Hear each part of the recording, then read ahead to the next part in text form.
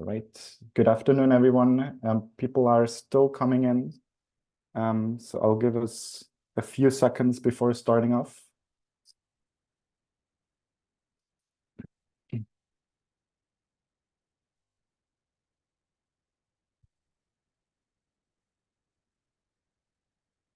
All right, let's give it a start. Good afternoon, everyone, and a very warm welcome to this online policy dialogue jointly organized by the European Policy Center and the Elcano Royal Institute.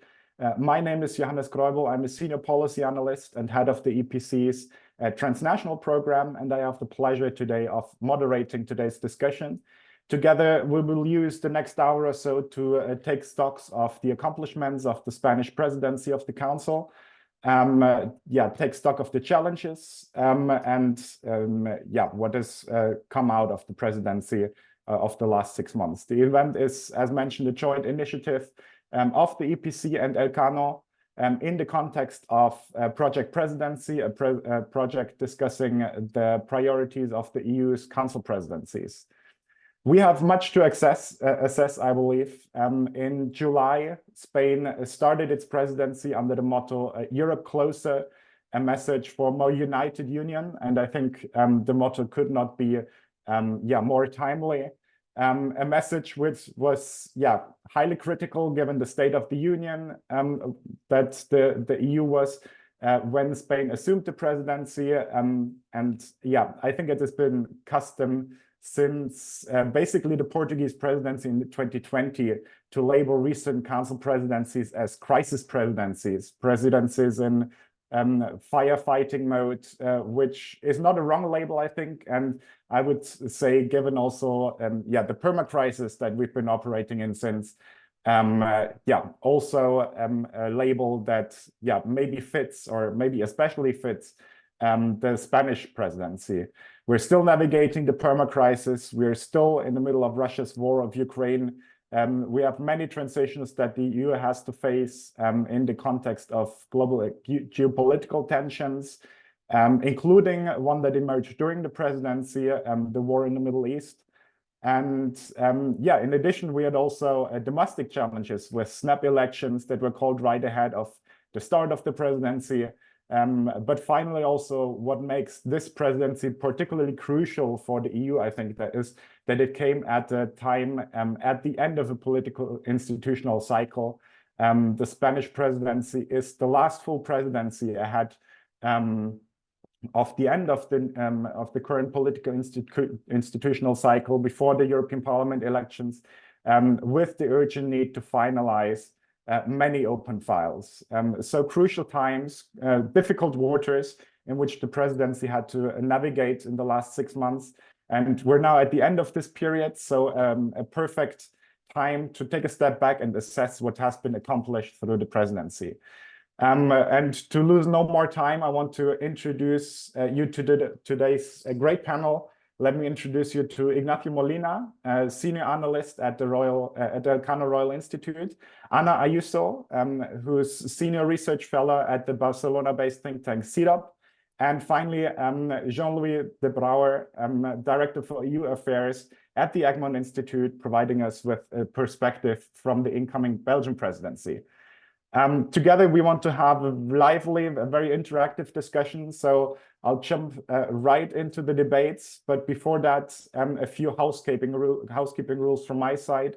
The debate will be very interactive. So please do feel free to come in with your questions at any point of the debate. You can ask your questions either in written form by posting in the Q&A box at the bottom of your screen. Or you can also raise your virtual hand and come in directly when I give you the floor in the second half of the event. But with that, I'm very much looking forward to the debate, to the discussion. Let's dive right into it. And Ignacio, I want to start with you. It's been a challenging 6 months for the Spanish presidency for both internal, external reasons. From your perspective, how would you assess the Spanish presidencies? What do you consider particular milestones, successes, shortcomings of the presidency? Thank you very much, Johannes. Good afternoon, everyone who is following this seminar. Thank you, European Policy Center, for this initiative. It's a real pleasure to be here. Well, it is the short answer to that question is that it depends on the approach that you select for assessing the Spanish presidency. If we look to the typically in the literature about rotating presidencies, which are the main roles for the semester for the presidency of the EU Council, we see that authors distinguish between being a good manager, being a good agenda setter, being a good broker, or being a good representative, being a good or bad. And I think that in the first three, dimensions, management, agenda setting, and honest brokerage, I think that the Spanish presidency has been quite positive. I mean, the practical aspect of chairing the council, including administrative issues such as organizing meetings and preparing documents, I think that the assessment has to be very positive. We had apart from the formal European Council summits and council meetings in Brussels, we had informal council in all configuration in different capitals of Spain. We have also the informal European Council in Granada, along with the European Policy Community Summit. And there was a very important document, which title is EU Resilient 2030 on open strategic autonomy, that was discussed, was prepared for by the policy planning units, foresight units of all 27 member states, plus the European Commission and the European Council. And this was a very good food for thought for that debate on open strategic autonomy. So management was quite good. Agenda setting, I think that was also a very good job by the Spanish government in trying to advance issues that are important in the agenda. Open strategic autonomy is a very good example, but also the debate on reform and enlargement that at the beginning, I mean, when this presidency was prepared, was not so high on the agenda. Now it's very obvious that it's prominent, and the Spanish government may also work on that, and this is has to be debated. And finally, finally, the third positive assessment, and now I will go with the criticism, is brokerage. I think that when you look to the lawmaking, to the result, not the result in terms of trialogues, negotiation with the parliament. You are right that Spain was lucky because it was at the end of the cycle, so it was easier to reach agreements, compromises with the parliament and the commission. So I think that also when we look to the semester, that we have many issues, many files that has been negotiated. But, and this is a big but, has to do with this idea of the presidency also as representation of Spain as a member state. This is representation of Spain vis-a-vis the other member state, but also representation of Spain as a member state for the domestic audience. I think that for the reason that we will discuss now, the assessment has to be is much more disappointing.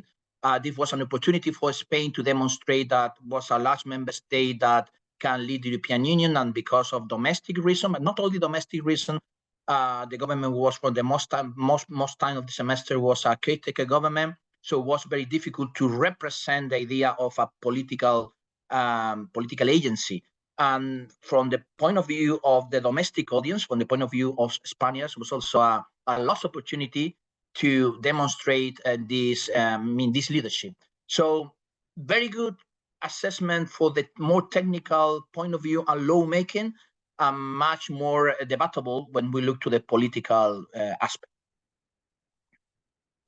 Mm-hmm. Thank you very much, Ignacio, for the very first introductory remarks. We will go much deeper in upcoming rounds and question and answers. But Anna, I want to give you the chance also to react with your assessment on the presidency. What are successes? What didn't work as planned from your point of view and your expertise? Yes, well, I will focus on the external policy. Of course, for Spain, it was very important at this presidency to strengthen the relations with Latin America. So, and the big start was the EU-CELAC summit. This could be one of the success of the presidency, even if it was at the moment one moment with a lot of uncertainty, because we were in the elections of the new in general elections in the country. But it was a success because it was after 8 years without summits. It was the first one, and we achieved to have a joint declaration, and it was not easy to have it. And also it was possible to reconstruct the relations and create a new institutional mechanism for regular follow-up. So it was a good success, but on the other hand, there were also some problems, some differences in during the summit. One of them, it was the most important if you want to achieve this final declaration, was the Nicaragua refusal to sign the declaration because of the condemnation of the aggression to Ukraine. And even if the other countries signed the declaration, some of them refused to include the mention the Russia aggression, and also they didn't permit to Zelensky to come to the summit. So that why I expressed that, because it was something that was expressed, this disagreement, these different readings of the conflict in Ukraine, and how the Latin America sees analyze in different way this conflict that is very important for Europe. And this is not only with Latin America, it's also in the global South. No, when Europe find this other visions of the conflict. On the other side, the positive side of the summit was that the EU and CELAC members reaffirmed the commitment with the fundamental principles of the, if you want, the multilateral order, like the support for multilateralism and the support for the United Nations system. But and this is to connect with the end. This is the beginning of the presidency was a success. In the end of the summit, also was I think a good success in this side of the multilateralism. That is the COP28. I think that in this summit, the EU and the Spanish Presidency, joined with the Commission, had a leadership to not only to achieve the final agreement to progress on the road of the decarbonization, but also to put the question of how to pay that, not how to finance these achievements. So this is, I think, these are two positive things in the presidency, in this external agenda. On the other side, I think the problems with the how to address the conflict in Gaza, or the how to have to finance or to continue with the support to Ukraine, with the problem with Orban and the financial question on the war. I think this is what could be the bad thing, that where the EU doesn't have the capacity to support this unity of action. Thank you very much, Anna. Many points that we will touch upon later on, particularly when it comes to multilateralism, foreign policy, and exactly the issue you mentioned, the unity issue, and that was actually one of the 4 priorities of the presidency, maintaining unity. But I want to give the floor also to Jean-Louis for his take on the presidency's accomplishment so far, and particularly with a Belgian perspective on the issue. What does the Spanish performance so far or during their presidency mean for the upcoming Belgian presidency? Jean-Louis, I hope you can hear us. We can see you pretty well. The floor is yours. But you're muted, unfortunately. Thank you very much. After all these months, I mean, we still fall in the same trap. Thank you very much for having invited me. This gives me the opportunity to interact with a Spanish colleague whom I know and I appreciate a lot. And again, I mean, sorry for the possible technical problem during this intervention. You know that we have a major connection problem today in my institute, but I hope that it will not be too much of a problem during this talk. Okay, I mean, clearly, I mean, Belgium will inherit an impressive legacy from Spain. There was excellent cooperation between the teams in the framework of the trio presidency, and I will come back on that in a second.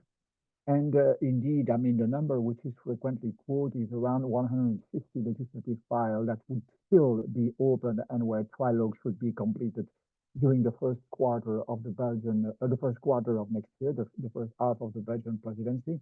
I don't know if this is a correct number, but as such, I mean, and we know that until the last minute, the Spanish presidency technical team tried to push the negotiation as far as possible with the European Parliament. The best example is, of course, the pact on migration, where there is today apparently an ongoing negotiation au finish, as we say in French, the expectation that at least agreement could be reached on the principles. Of course, I mean, finalizing 130, 35, 40 files in co-decision procedure within 6 to 7 weeks, because it's actually about 6 to 7 weeks, is mission impossible.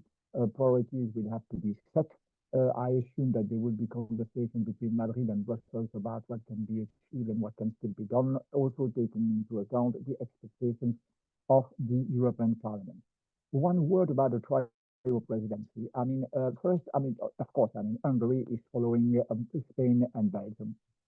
I'm not amongst those who, I mean, have a kind of a tendency to downplay the presidency that will complement the trio.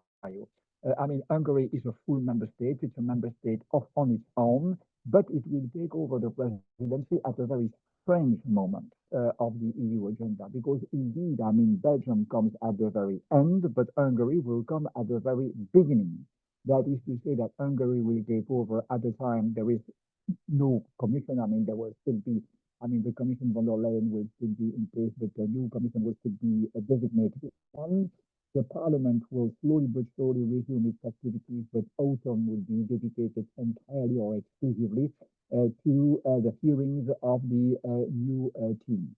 I would add to that, of course, I mean, major decisions have been taken by the European Council at the end of last week, and that amongst these decisions, there is the commitment of the European Council to have a so-called roadmap concerning EU reforms linked with the enlargement, adopted also at the June European Council, together with the strategic agenda. That is to say that the presidency of the second semester of next year, whether it would have been Hungary or any other member states, including Spain or Belgium, would have had very limited capacity to act. So indeed, we are now at the end of a legislature, and as it was said by Ignacio, there has been a tremendous effort from Spain to push the legislation exercise as far as possible. Now, maybe the time will come to first let the dust of the regulation settle. And I mean, as it was basically stressed by President van der Leyen in her last State of the Union speech, to re-engage and make sure that citizens do understand what was done and that the implementation is put on track in a way that it does not leave anyone behind. There will be this special meeting of the social dialogue at the end of January. The intention is to launch a dialogue with farmers and farmers associations. So, I mean, there will be time now not to pose the legislation, but to make sure that, I mean, this tremendous effort which was triggered and led by Spain will be a friction also in terms of implementation and understanding and consensus around the many norms and standards that will have been adopted. A quick word, as Anna raised it about external relations. Yes, indeed. I mean, there were at a certain point in time, I mean, questions about the strength of the support to Ukraine. I think that these questions have been largely answered by the European Council, even if there is still an agreement to be found, but there will be an agreement on the new financial forecast, including help expected help to Ukraine. Middle East, yes, indeed, we were divided, but we have always been divided. I mean, that there is nothing new. Indeed, again, Belgium and Spain are on the same line. The two prime ministers were together in the region and delivered quite powerful and similar speeches about what their expectations are. But clearly, and it was there. It has been with us now for years and for years. All member states are not on the same line, and for instance, the division when voting at the General Assembly of the United Nations. This being said, I think that the big challenge there for the Middle East, as for Ukraine, but more maybe for the Middle East, would be still for the EU to keep united in trying to, I mean, help finding a solution for, I mean, a war that will hopefully come to an end as quickly as possible in view of restabilizing the region. There, I think that Spain, Belgium, and others will have to join forces to help, I mean, to mediate and maybe try to set the scene for talks that could lead to a new regional architecture. Over to you. Thank you very much, Jean-Louis, and apologies for the sound quality here and there. I know there have been a few comments in the Q&A box. I was made aware that there is the possibility to enable captions, so maybe that will make it easier to follow what has been said or what is being said. But we'll try our best to get the sound working as well as possible. Ignacio, a follow-up to you. We have a few times mentioned already the unity aspect, but also you mentioned the representation aspect of as a shortcoming or a negative point of the Spanish presidency. And you connected it also to the domestic sphere, the domestic situation with the snap election being called before the presidency, with the effect that we've had a caretaker government throughout the entire presidency, nearly the entire presidency. How do you think that has impacted the performance of the presidency, both in terms of representation, but also more broadly? Okay, thank you. Yes, this is in my opinion, is the big question. In particular, if we approach the assessment of the presidency from a more political perspective. Of course, when look from the institutional point of view and other member states, well, Spain continues to be an important member state. Pedro Sanchez, Prime Minister, and his government is a political reference in Europe because, well, he is now an experienced prime minister for more than 5 years as a member of the European Council. Is probably the most left-wing government in Europe, and Spain is a large member state. So, well, even if he surprised everyone with the snap election. His elections were expected to take place in December. We have it in July, so at the very first months of the presidency. It's true that he managed to, well, not exactly to win elections, but at least not to lose elections and to avoid the alternative government in Spain that probably the PP, which is a very pro-European party, but probably the only way for the PP, the Popular Party, to govern was with a coalition with Vox, which is a Eurosceptic party. So, well, at the beginning, he got to avoid that scenario. But it's true that well, the negotiation for having a new government were very long. were also very controversial, and even reputation of Spain has been damaged for, some transactional approach of Pedro Sanchez in getting the appointment, and some exchange with the confidence of supply from some independentist, minor independentist Catalan parties that were very controversial in Spain, but also that had an impact. For example, we last week in the European Parliament, when Pedro Sanchez was to present the presidency at very late stage, because he couldn't do it before, precisely because he was caretaker prime minister.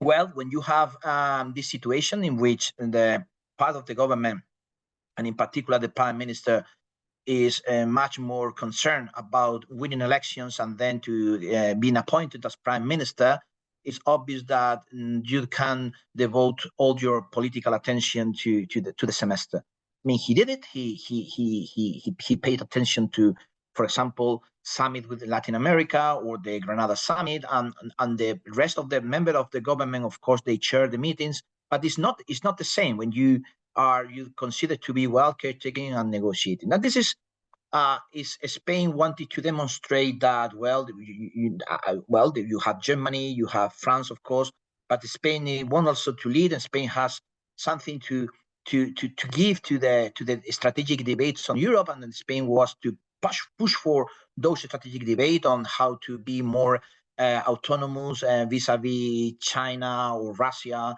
how to reform the European Union to make enlargement possible, to reform fiscal rules, to have settlement regarding in different the immigration package.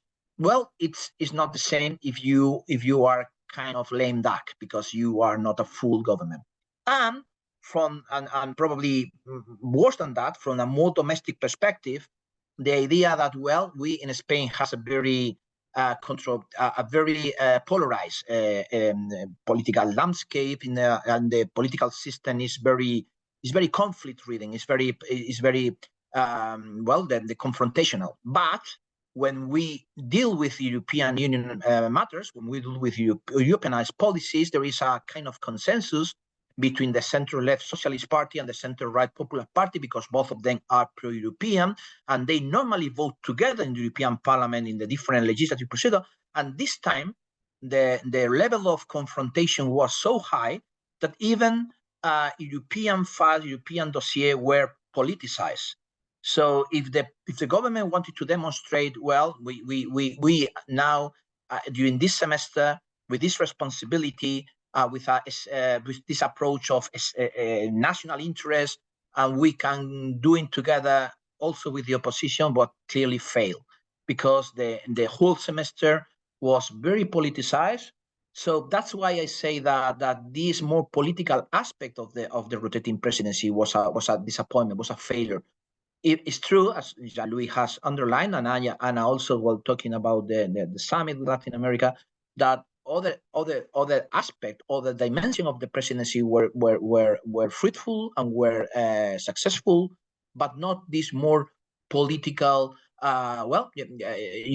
This is very difficult to define which is this political dimension, but compared with the level of ambition that this government had at the beginning of the semester, it has been very obvious that at the end, this feeling of some disappointment. Thanks, Ignacio. Anna, do you want to briefly react to that aspect? What role did the domestic situation play, and also maybe Ignacio's position on the political part of the presidency being more disappointing than the other aspects? And maybe let me connect this question with the second one. Maybe going now into the 4 priority areas of the presidency.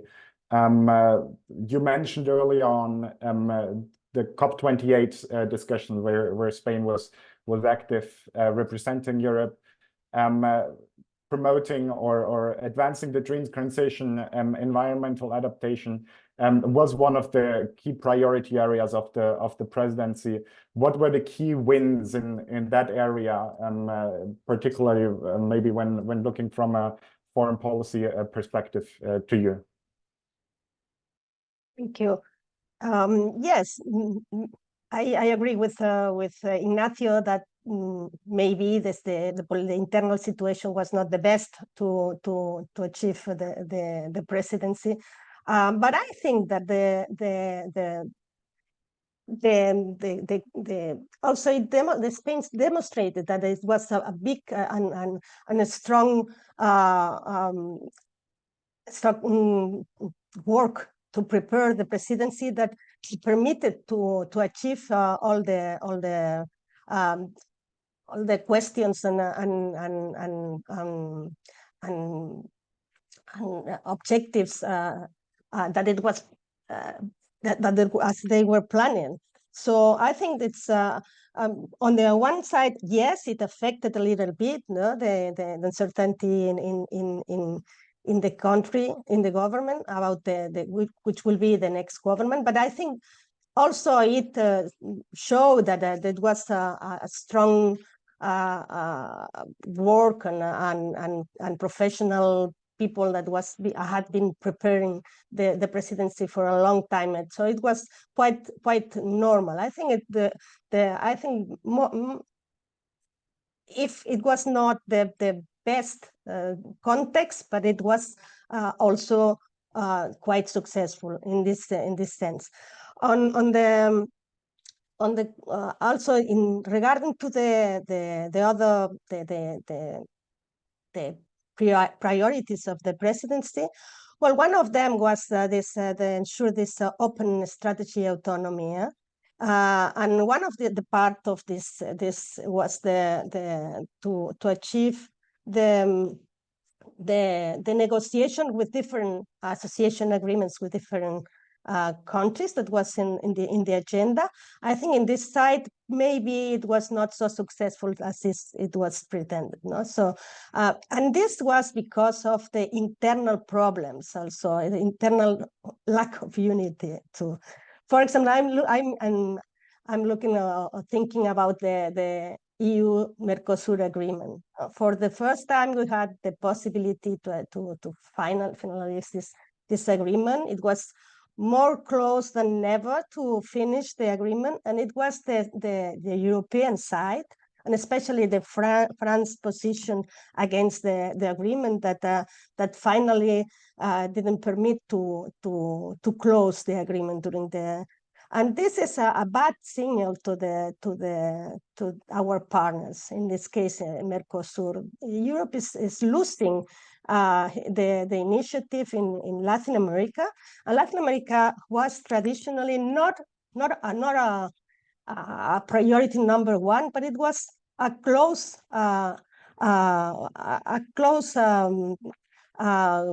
partner. So I think this could cause a loss of credibility of Europe in Latin America, and this is something that it's not the first time. After the COVID-19, it was also a big difference with Europe and Latin America. Now this disappointment with the lack of commitment of Europe to finish this agreement. So I think this is something that it's bad for the credibility of the European Union, and also the credibility of the commitment with not only in economic terms, but also in political terms with Russia. This is something that should be, I think, maybe this agreement will be never signed. I don't know, because this was as the last opportunity.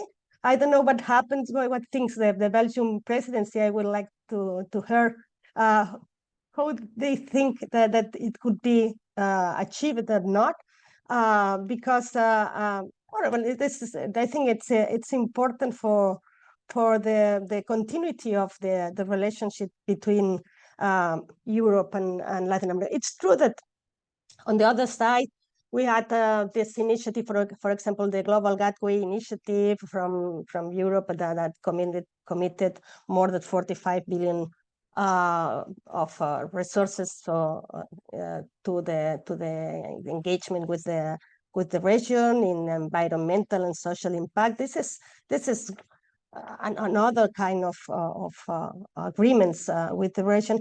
But I think that the key was the Mercosur-EU agreement, and this is a big loss, I think, the opportunity. I want to bring in Jean-Louis in a second, but before, I know that Ignacio, you also wanted to comment more broadly on strategic autonomy, but then also maybe on Latin America. You mentioned earlier the resilient strategic autonomy agenda. What is your assessment? What did this agenda or did this focus on strategic autonomy, open strategic autonomy, work out for the presidency after all? Was it as expected? And then also, do you agree with Anna's assessment on the disappointment in terms of interactions with Latin America? Well, I think that the merit here for Spain goes to the fact that the very concept of a strategic autonomy is very relevant, but also very controversial among some member states, that they consider to be too French and with a risk of being protectionist.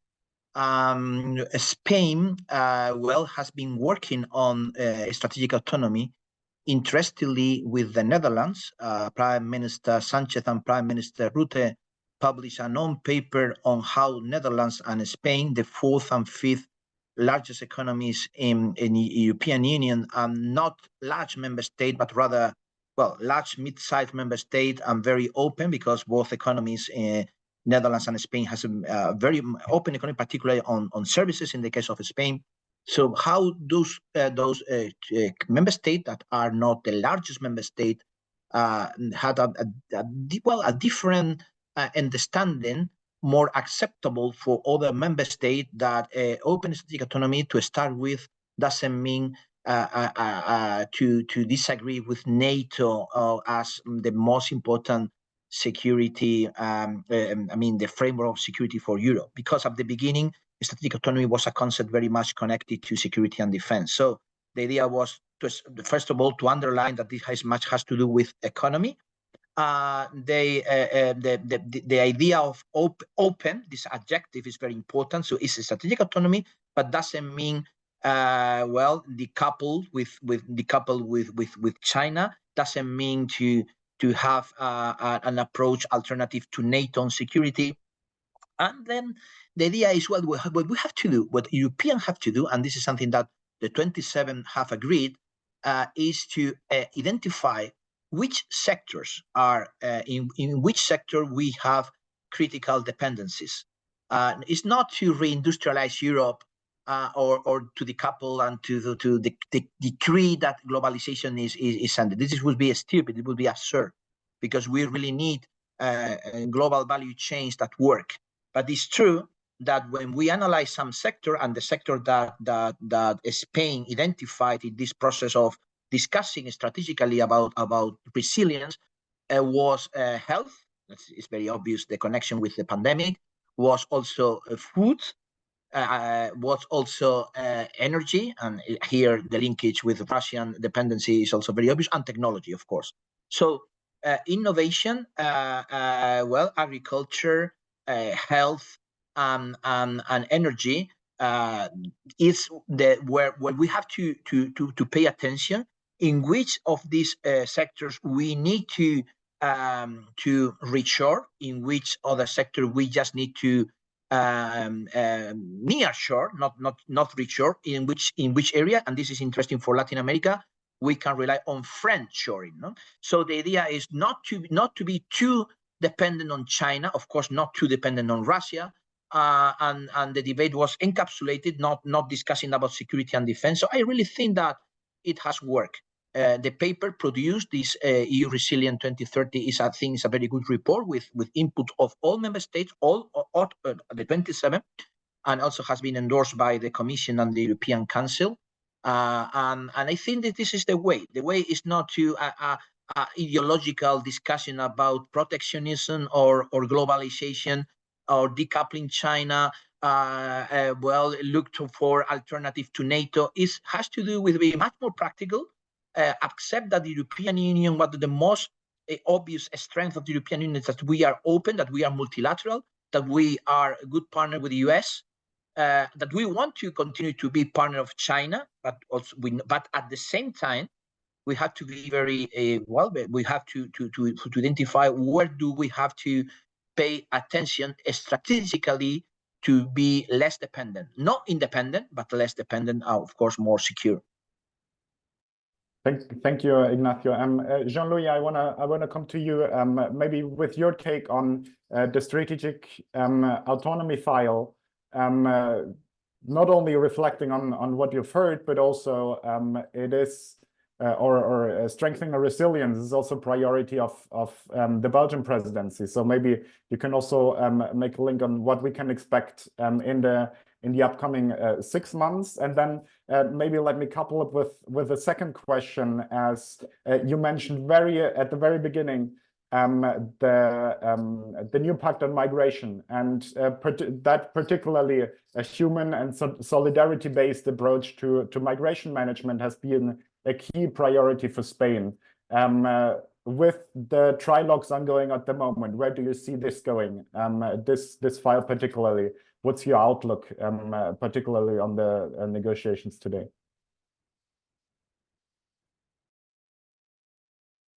You're on mute, Jean. I hope that the connection.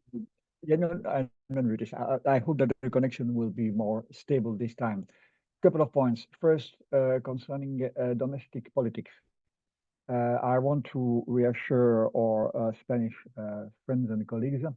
I mean, during the last presidency, the Belgian presidency, that was 14 years ago, we had a caretaker government for the whole duration of the presidency.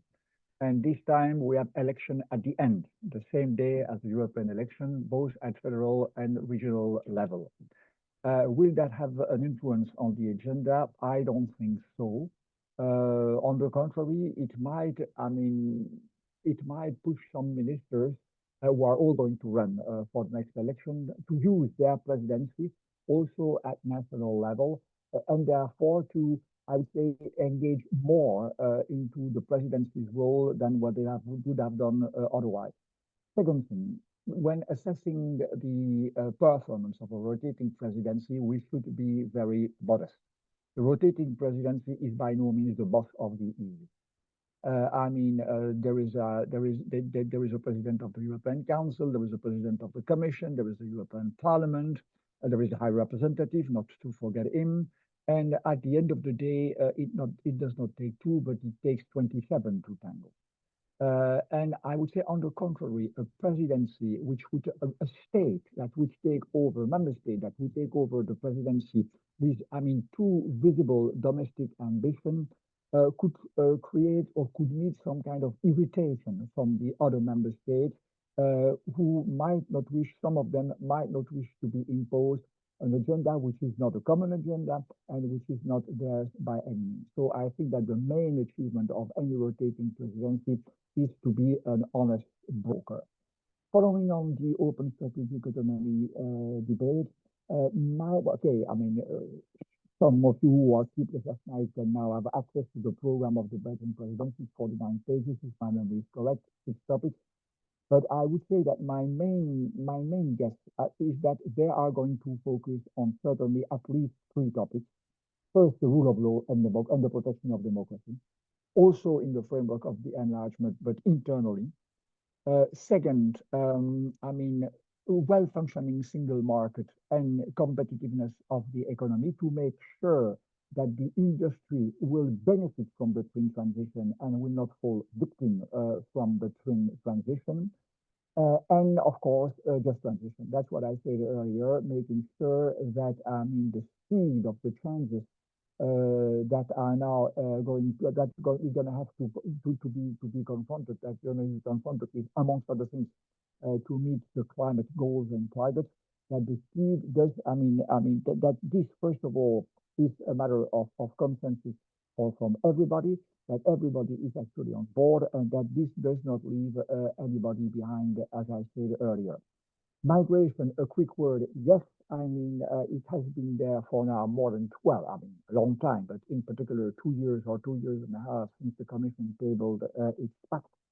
I have a tendency to think that whatever we might think of the pact, and I myself, I'm not very much seduced by what is now on the table.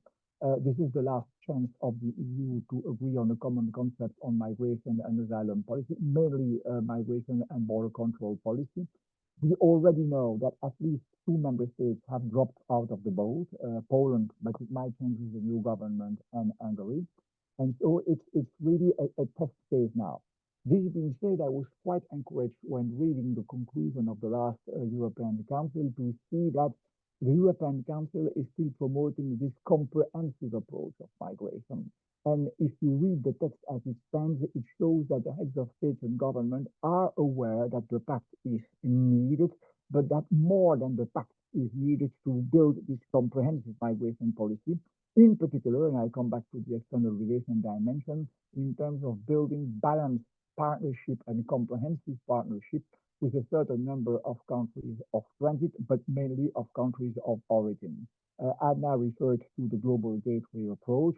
I think that it is a very good initiative, I mean, it makes a lot of geopolitical sense, but that is also the kind of initiative that could help or could be part of this rebalanced partnership relation with other countries, with other regions of the world, which, I mean, are now more or less our partners. That is, the EU has also to learn to live in a world when it is not dominant anymore. I mean, it is, I mean, ahead of the curve on many agenda. It is indeed leading the pack on, for instance, everything which has to do with new technologies and their regulation. I mean, the Artificial Intelligence Act is one example amongst the other, but we have to understand that we are now more and more in a multipolar world, and that we might have to learn to build a new relation with Latin America. You quoted it, and I could not agree more, but also the Indo-Pacific region, India in particular, and of course, not to mention China and possibly the United States, depending on what the outcome of the next American election in November next year will be. Over to you. Thank you, Jean-Louis. We have a few questions and a few minutes time. So if anyone would like to pose their questions either directly or indirectly to our speakers, please feel free. We have one question, one raised hand that just disappeared in the second, but also one written question that I want to address to our speakers. Actually, 2 questions from Inda Bugarin, who's asking, the summit with Latin America is considered a success to the Spanish presidency, but how realistic is it for Latin America to continue present the European agenda and not remain just an issue of Spanish interest? That is the first question. And the second question is, what about the agreement with Mexico? The Spanish presidency was also unable to close the modernization of the EU-Mexico agreement. So maybe Anna, if you want to go ahead with this question. Yes. Well, I think one thing is the summit. I think the summit was a success, and the other thing is the agreements. But it's another thing. In the summit, I think we can say the agreements. There is this problem, no, with the internal division inside the EU.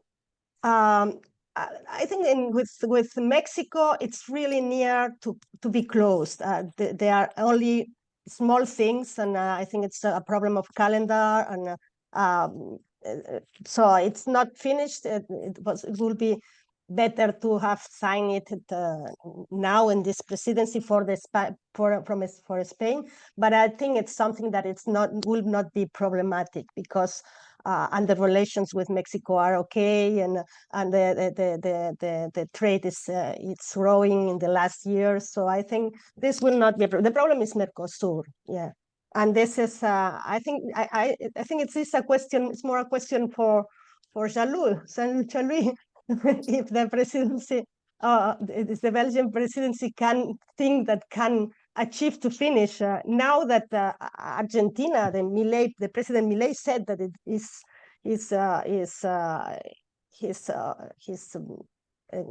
he's willing with the agreement. So now it's the problem of Europe. It's not the problem in Latin America, and I think this is. The idea is that we have to convince everybody, all the states of the EU, that it's not a question of only a trade, that is a geopolitical question. And we have a lot of interest in Latin America that are not only trade. In fact, when Macron said that it's an old-fashioned agreement, it's because it's more about trade than other things. Okay, but this is important to have the agreement, to give this signal that Latin America is important for Europe, and will be more important if you are thinking all these resources, natural resources that we need to do the energy transition and the digital transition. So it's more than that, to convince all the people, all the countries of the EU that Latin America is a strategic partnership for these questions, not only for trade. I think this was what I. And I want to add something that what Ignacio said is about the autonomy. The autonomy now is diversification. We need to be more and more diversified in our relations and to have a lot of choices. And choices with partners that are reliant. That we can because we can do the same mistake that we do with Russia. To create so much strong dependency that we had later so big problem, no? And the other thing to finish with that is that I think also we should think in not only what we have to do as Europe inside, but how to we create or collaborate or strengthen the changes that all the multilateral system needs. You are in a big crisis of credibility of all the United Nations system, and this is something that we have to think. We are always. Sometimes it seems we are only thinking about us inside, our own problems, but we have to think also how we collaborate by solving our own problems to collaborate with change with the changes and at the global stage. Thank you, Anna. I also want to give Ignacio the chance to react to that, but also maybe let me combine that, as we have just 5 more minutes, with a final round that I want to give to all of you, starting with Ignacio. On the issue of unity, which we touched upon at the very beginning. So maybe we can also close with that, which probably was the biggest challenge for the Spanish government in a few areas. On the one hand, in the context of the Middle East, where Spain went ahead, also together with Belgium, to make its mark, but also which included criticism from others. How do you assess Spain's role there? And an area where in the end, at least some kind of unity was reached was on the issue of enlargement, which was, I think, something that was prepared from the very start of the presidency, which with a big hallmark achievement of the Granada Declaration. So maybe also a word on that aspect in terms of a key success, enlargement, question mark, maybe unexpected success. And I go Ignacio, Anna, and Jean-Louis. Too much for so many minutes. Yeah. But nevertheless, you are right. Unity here is the key. We were at the beginning when we were worried about the position of the European Union towards Russia and the war in Ukraine. Interestingly, except for what happened in the European Council last week with Orban leaving the room, unity was key. Well, European Union it continues to be united, much more united, much more close to Ukraine than the US, as we already know. Even the new government of Slovakia that we thought that was going to be a new outlier, it hasn't been the case so far. And we have a new government in Poland more close to the average. So in the Russians front, I think that the semester has been successful. But you are right. We unexpectedly had a Middle East conflict, and as Jean-Louis has underlined, Middle East is so untrackable. Is where all member states disagree. Well, most member states disagree. It's very obvious that the position of Germany, Austria, Czech Republic, Hungary, compared with that of Spain, Ireland, Belgium, is so different, and the other in the middle. That I have to say that I think Spain did at the same time right and wrong, and this is my final my conclusion. Right, because I think that when Ursula von der Leyen went to Israel, and I think that was a mistake because she doesn't represent the European Union abroad on foreign policy, and she went with the president of the European Parliament. That she doesn't represent much less than the president of the European Commission. I think that the idea was in Arab countries, in the global South in general, to think that the European Union was too much aligned with Israel. So it was important for those member states, such as Belgium, Ireland, Spain, Luxembourg, Portugal, to be also vocal to say, well, not in Europe, we have different views. But, and this is, and when you look to the vote in the General Assembly of United Nations, now it's much more balanced, and I think that this the role played by Belgium and Spain was positive to demonstrate that. But the bad is that the rotating presidency, the current one, the Spanish, and the future, the Belgian, don't represent the European Union on foreign policy either. So interestingly, here they are the only who can represent the European Union in terms of foreign policy. Interestingly, are a Belgian and a Spaniard, but not the Prime Minister, Charles Michel and Josep Borrell. So I really think that all European players, from Ursula von der Leyen to Pedro Sánchez, from the crew to Roberta Metsola, has to realize that we have rules, that foreign policy is something that we do by consensus, and that we have representatives. Otherwise, I think this idea of unity suffers a lot. So this would be my positive and negative assessment of this particular case. Thank you, Ignacio. Very briefly, Anna, some concluding remarks. Yeah, well, I think this is what Ignacio was saying is something that have to be with human rights. I think Europe should have to show which is the real commitment with human rights, and I think Ukraine, Gaza, and the Pact for Migration. It's three things where it's a test on how the EU is really committed with the international law and the human rights defense, and it's not just now. This is the long term. I think it's not for one presidency. It's something that should be discussed in the long term, but also in each presidency have to deal with that. Thank you, Anna. Jean-Louis, last sentence. Unity also the key challenge for the Belgian presidency? Question mark.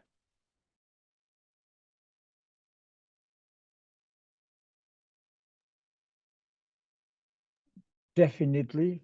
Until the end of last week, I was my pessimistic self in looking at the negotiation on the revision of the multi-annual financial forecast as the stumbling block where unity could come to an end.